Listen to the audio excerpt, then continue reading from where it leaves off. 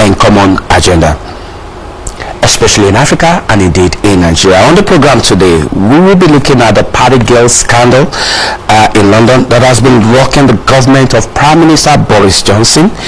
The Prime Minister and his close associates have been accused of holding parties and gatherings with government officials during the COVID-19 pandemic in 2020 and 2021. Boris Johnson is accused of breaking COVID laws after reports showed that he attended about 3 parties held at Downing Street and its gathering in 2020 and 2021.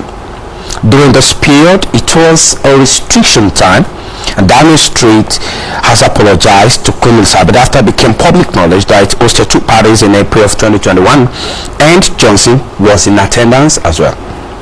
This was at a time when people were only allowed to meet outside and a safe distance.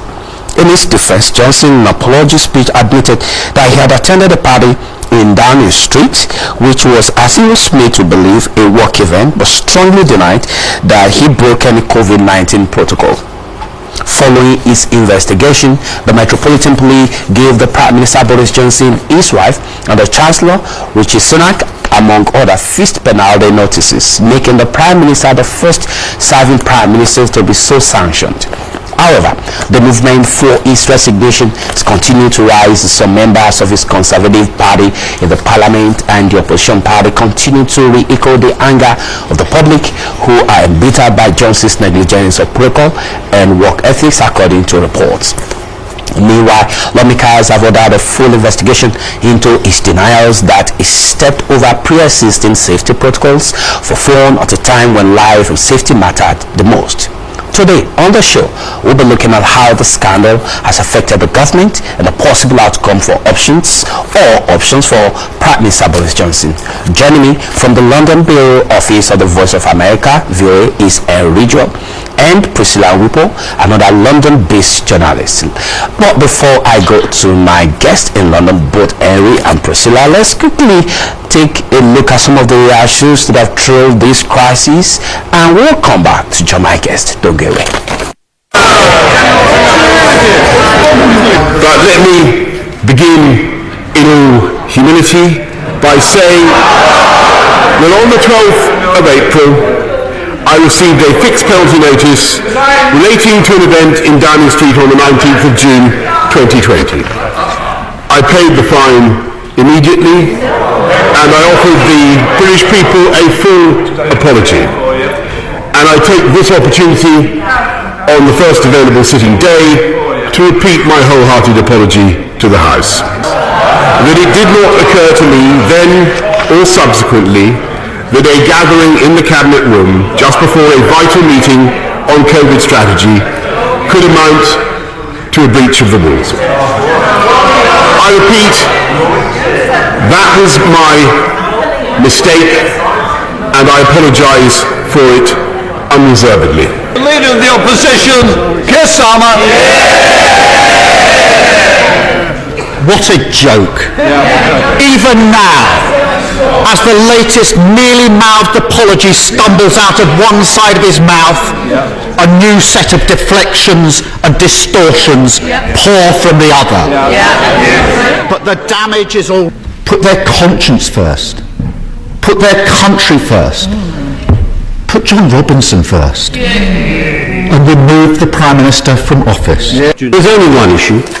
Did the Prime Minister deliberately mislead the House? Could I ask the Prime Minister, did you deliberately mislead the House at the dispatch box? No, Mr. Speaker.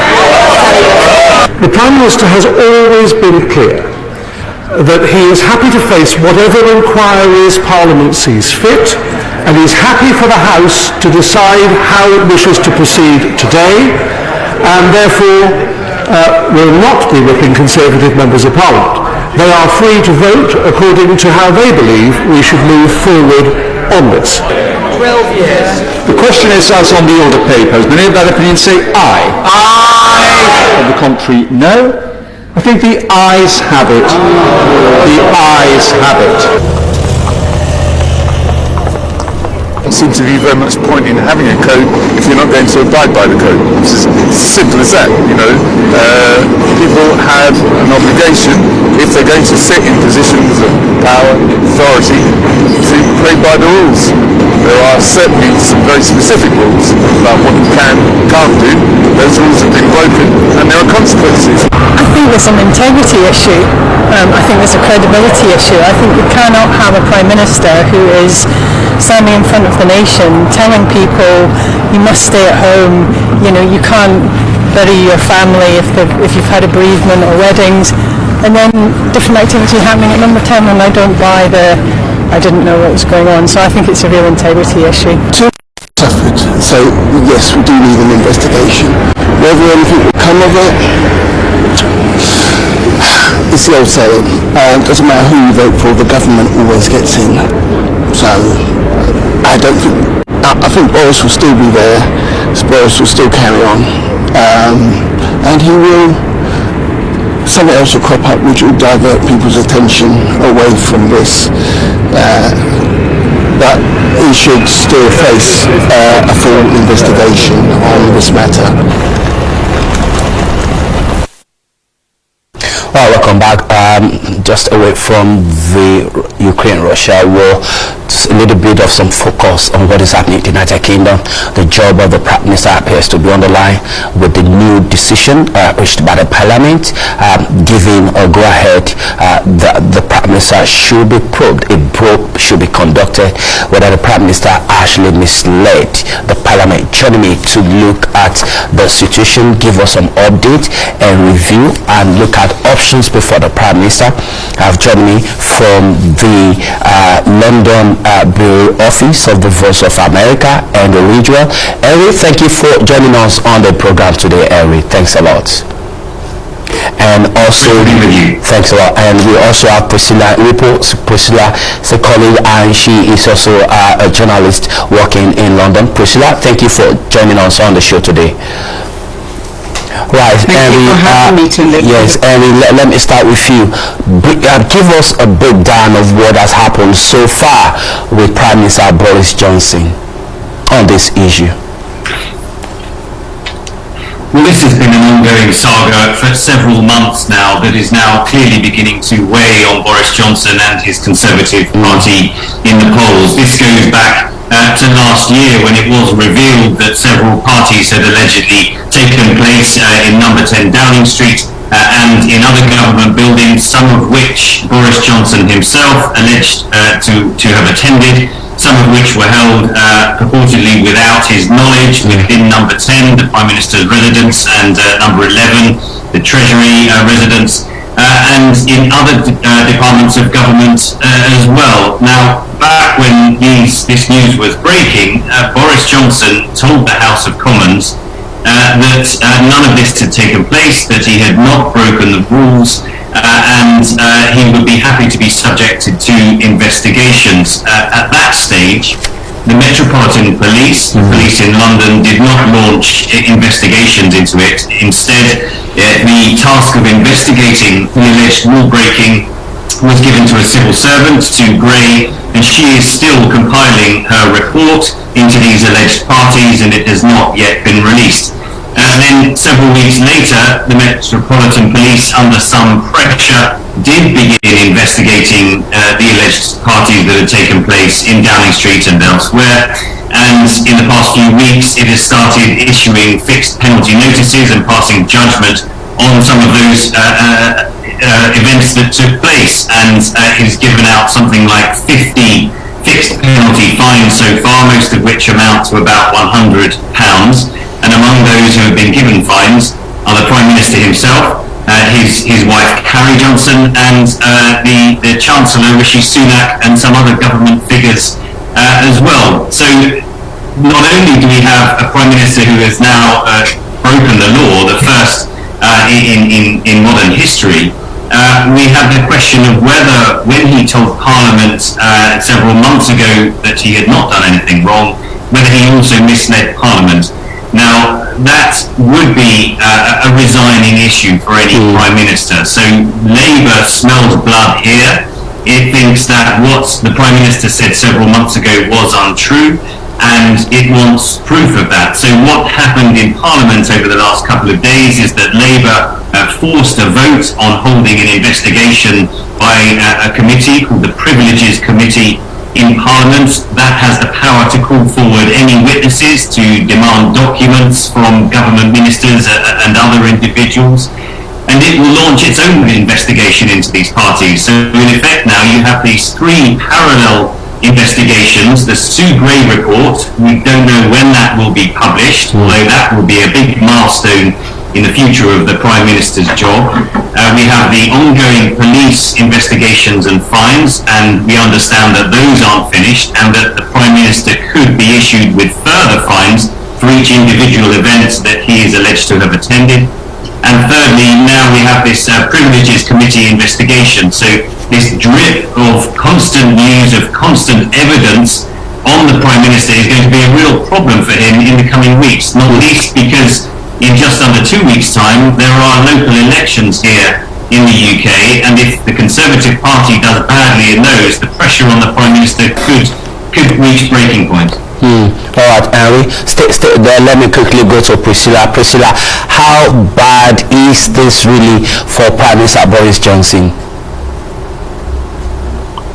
Tunde, I lost. I didn't hear you very well. Priscilla was saying how bad has this? How bad has really become for Boris Johnson? He asked how bad this could be for Boris Johnson. Yes. Oh, thank you. Thank you, Henry. I mean, in saner times, if I may say so, we would have had a resignation by now. It is extremely bad for the Prime Minister, and in the true sense of the word, he should have resigned. But I think that we're seeing an administration for the first time, certainly in my history, of a British government that, alleged wrongdoings. This is not the first time that has been mentioned in his government, but this is one that is personal to the Prime Minister himself. We have seen, the former Health Secretary. In recent weeks, we also had the Chancellor. There are many issues that have arisen with this government. So it is really bad for him, and I'm not so sure how he will be able to continue in office. But then, as I said, in saner times, people have been known to resign for less, but not with this current administration. So it's according to him, he was asked by a minister whilst in India, he's currently in India at the moment, if he would still be in office, and he said he expects to be in office up until October. So perhaps he knows something that the rest of us do not know, but it will certainly be interesting to see if indeed he can stay till October, or if his own party will be able to say, we've had enough now, and goodbye. His party may probably say they've had enough now. Henry, as it stands, we're still expecting a couple of more investigations. The probe that has been set up by the Parliament, looking into probably the Prime Minister misled the Parliament. Do you have an idea when they should submit their reports yet? I'm sorry, could you repeat? Do you have an idea? It's not too good. So yes, don't mind repeating the question. Yes, I'm sorry about that. Do we have an idea when the probe set up by the Parliament will be submitting his report as to whether the Prime Minister misled the Parliament? I believe your question was about the timing and how long. Yes, exactly. We don't know exactly how long it will take, and that's really under the judgment of the chair of the committee, who under normal circumstances would be Chris Bryant, an opposition MP who has really been very vocal and led some of the campaigns, if you like, against Boris Johnson in his conduct. But he actually offered to step aside in his role as chair of this committee to enable other Conservative lawmakers to vote for the bill yesterday to set up this committee inquiry. So it's not quite clear who the committee will be made up of yet. And then they will want to speak to several government ministers, you would think, and backbenchers, and also civil servants who may have witnessed any of the parties or the events, or may know of some of the documents or what went on over the past few months and years. And of course, we're talking now about a 2-year period, really, since the COVID restrictions were in place, and since Prime Minister Boris Johnson went on television in a very solemn mood to tell the nation that they must stay at home. and meanwhile, seemingly, some events, albeit small scale, were being held against those rules in Downing Street and other government buildings. So these investigations could take some time. And that, as I said before, is a problem for Boris Johnson. What he wants is for this process to be over quickly.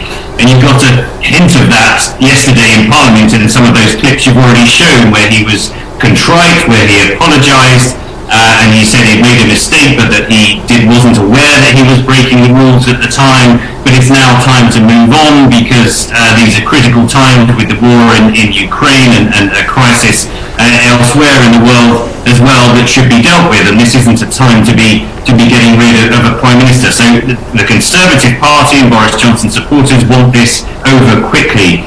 Now the judgment his party has to make is, well, how quickly can that process take place? It's going to last for several more months. That's pretty much guaranteed now that this committee inquiry has been set up. So their calculation is, do they back Boris Johnson, who really by many Conservatives is seen as the great survivor? He's survived several of these kind of scandals already, even in his sort of short tenure in office. Do we stick with our man who's delivered the biggest majority since Margaret Thatcher resigned in 1990, and who wants to lead us to the next election, who's delivered Brexit onto the promise of the manifesto to the voters, and so on? Or it's still 2.5 years out, 3 years out till the next election. Do we need to jettison him now, get a new figure in place who can build trust with the voters, because already his time is up and his trust with the voters is shot? And I think you're seeing some of that in the reaction from some of the MPs. Who wants to break ranks? Who wants to put their head above the parapet now and say Boris Johnson's got to go, because they are conscious that their jobs could depend on a trustworthy Tory leader in a couple of years' time?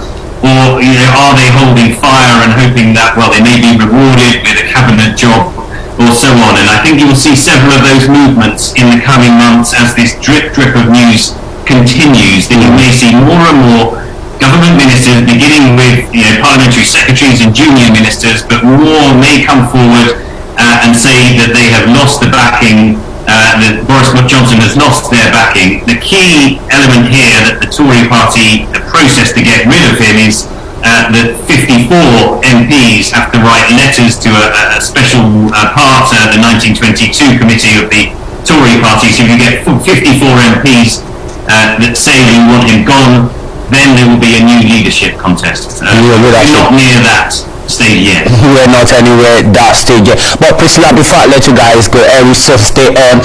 Probably you might help me with my audio. I'm not sure Priscilla is going to hear me now. Hopefully she will be. Priscilla, I'm struggling. Please, I'm sorry about that. Priscilla, it does appear to me that the Prime Minister is not taking all these seriously. While he's standing possible probe in the Parliament, he's talking about continuing supporting Ukraine. Now he's in India trying to negotiate trade deal. It does appear he's not taking this seriously. Do you think so, or he's just trying to play some diversionary tactics here? What do you think? Okay, so that was a challenge. Was a question in relation to the fact that he's negotiating trade deals, and yes, if he's able to continue doing that. Yes. And okay, I didn't hear the rest. But we have been told. The rest was, well, is this a diversionary tactics for him, going to India, laying emphasis of prosecuting the war in Ukraine? Is this diversionary, or is not just taking this probe seriously? Boris Johnson, as Boris Johnson, doesn't often appear serious, whether he's the Mayor of London or the Prime Minister. So as to whether or not he's taking this seriously, one would expect him to be taking it seriously, because effectively this is his political career. Obviously, he's holding the highest office that he could possibly hold, and should he lose this at this point, it's what it will mean for him in history. And I'm not so sure that this is how he would want to go out. But I wouldn't be surprised. It wouldn't surprise me if he doesn't make it through. Yes, he can get the votes. Yes, he's given the title of the man who got Brexit done. But I don't really what he did knew where Brexit is concerned, because he spent a great deal of time frustrating his predecessor, and then came on and did not add anything to the agreement that she had in place, but simply went ahead and signed it. So we can't then, he said to me to have gotten Brexit done, but when we look at it in the true sense of the word, did he really?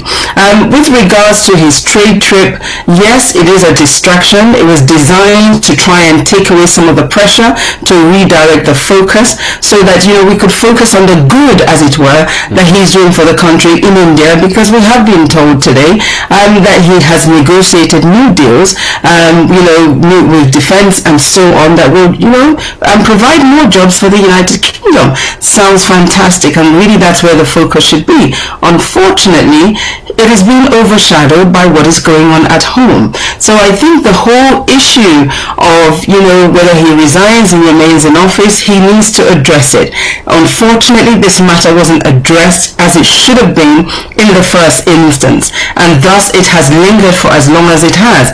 I don't think there would have been an issue had it been one party that took place, if it was just about his birthday party. But we have since learned that there has been many parties, and there are some that hasn't even been mentioned, that has not been put out to the public.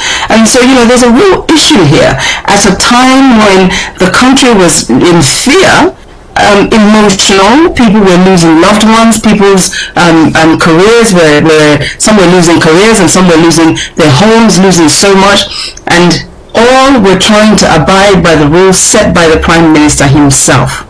Only for him to be party. Then says, I don't know if I broke the rule. It just doesn't make sense. Thank you so much, guys. I'm almost running out of time, but Henry, before I let you go, what is the way forward for Boris Johnson? What are the options set before him? Can he carry on? Well, he can't avoid these committee investigations into whether he misled Parliament. So he has to face the music with that.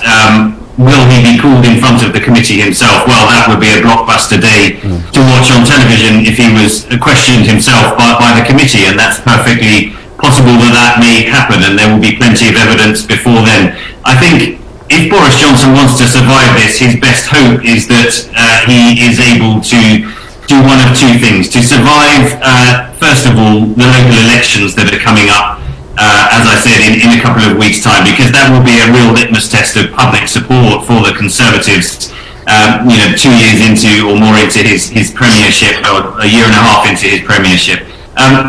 Secondly, I think he has to hope that people become distracted by other issues, probably most notably the war in Ukraine, where Boris Johnson has been praised not only by the Ukrainians themselves, and President Zelensky has repeatedly said that Britain has been a key partner throughout in supplying heavy weapons and what it needs, and a diplomatic partner and so on, but also praised by figures on all sides in Britain as well. So that's where I think he will try to put some of the emphasis in the coming weeks. But there's another element that could prove his undoing here. Like all other countries around the world, exacerbated by that war in Ukraine, there is a cost of living crisis. Prices are going through the roof. People are struggling to pay their bills. Just a couple of weeks ago, the energy prices soared by over 50%, and that could happen again in October when the next round of price rises are due to happen. So he's fighting multiple fires on multiple fronts at the moment. It's very difficult to see a clear way out for him at the moment. The support seems to be ebbing away, albeit slowly. But if there's one thing even his critics would say about Boris Johnson, is that they think they've had him on the ropes before, and he's managed to wriggle away. So don't write him off yet.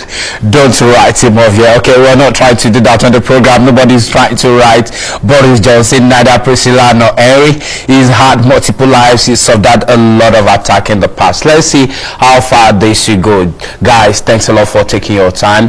And Ridgwell, VOA Europe correspondent, joining us live from the VOA London Bureau. Thank you for your time with us here in our Abuja studios in Nigeria. Thanks a lot, Henry. Priscilla is a broadcast journalist in London. Thank you for taking your time to join us.